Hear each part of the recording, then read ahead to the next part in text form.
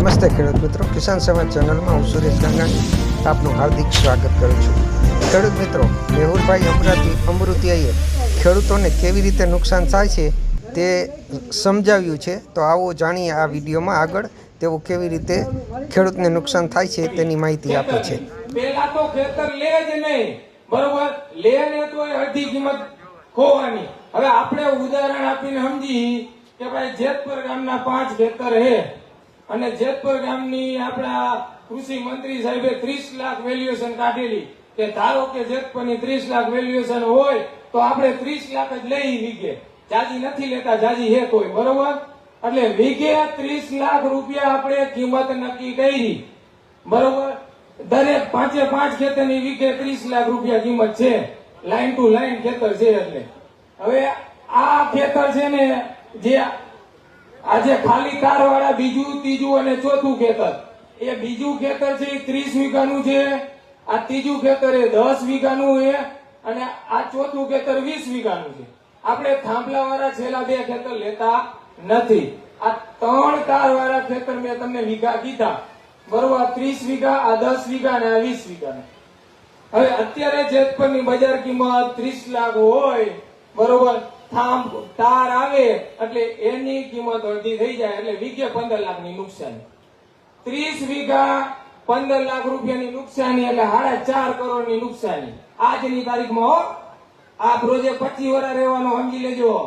ત્યારે 25 વર્ષ પછી આની 30 લાખની વીઘે કિંમત હોય 3 કરોડ પહોંચે એટલે 25 વર્ષ પછી ખેતર વેચવું હોય તો કેવડી નુકસાની ભોગવવાની।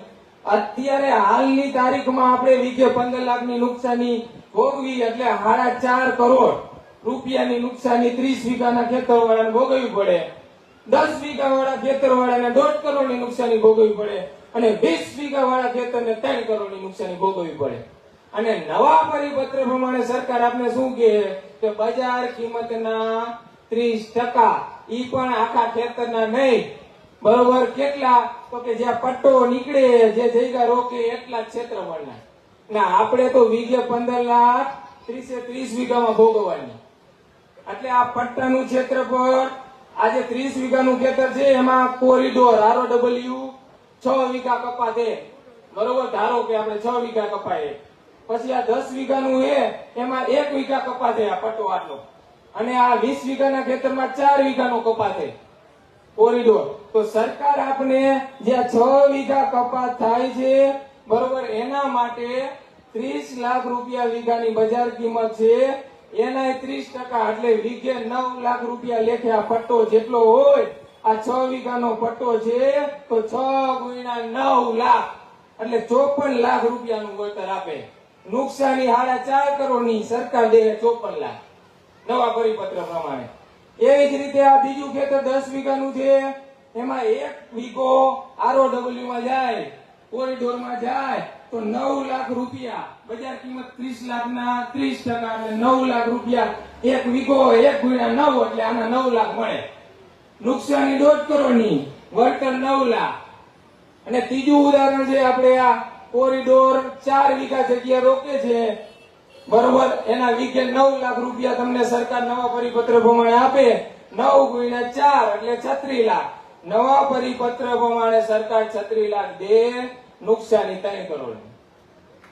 આ સરકાર દેવા માંગે છે નવા પરિપત્ર પ્રમાણે, અને ખેડૂતોને નુકસાની અઢળક છે, બરોબર। એટલે અને બીજી વસ્તુ કે ટાવરની જે જગ્યા 410 હોય કે 493 ચોરસ મીટર હોય ને, ટાવર નીચે તો રિસ્ક છે, અહીંયા ખેતી નીચે થાય જ નહીં। એટલે કાયદેસર ગણીને તો કે જમીન સંપાદન થતું હોય ને, એમાં બજાર કિંમતના 4 ગણા દેવાના હોય, એટલે ટાવરના એરિયામાં તો 4% દેવા જ પડે સરકારને, ફરજિયાત દેવા પડે। એની નીચે વાવણી કઈ કરાય જ નહીં, કેમ કે રિસ્ક અને આ લાઈન નીકળે ને એટલે 25 વર્ષનું જોખમ। આ તો હજી મેં તમને નુકસાની જે બજાર કિંમત ઘટી જાય છે ને એ જ એક્સપ્લેન કર્યું છે, જે બજાર કિંમતમાં જેટલો ઘટાડો આવે ને એ જ એક્સપ્લેન કર્યું છે।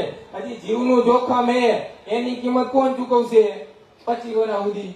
કાલ સવારે ભવિષ્યમાં કઈક થયું, અમારા પશુ હોય, ખેડૂતોના માણસો ખવાથી અહીં કામ કરે, 25 વર્ષ ભોગવવાનું। એટલે પહેલી પ્રાયોરિટી તો ખેડૂતની જોવી જોઈએ કે ખરાબો હોય, કચ્છનું નાનું રણ હોય, જ્યાં નથી માણસોની અવર જવર એવામાંથી લાઈન કાઢો તમે ભાઈ, બરોબર. અને નથી ઓપ્શન ને કાઢવું એ તો જેટલું હકીકતમાં નુકસાન થાય એટલું ચૂકવે ને એવો પરિપત્ર બનાવો ને તો આ સરકાર ખેડૂત હિતેચ્છી છે એવું સાબિત થાય, નકર કંપની હિતેચ્છી છે એવું પુરવાર થાય છે અમારે. એટલે આ રીતનું અને બીજા પરિપત્રમાં ઘણા છે એવા. આ એક તમને આપણે ટાવર અને કોરિડોરના ટકાવારી વિશે સમજાયું એવી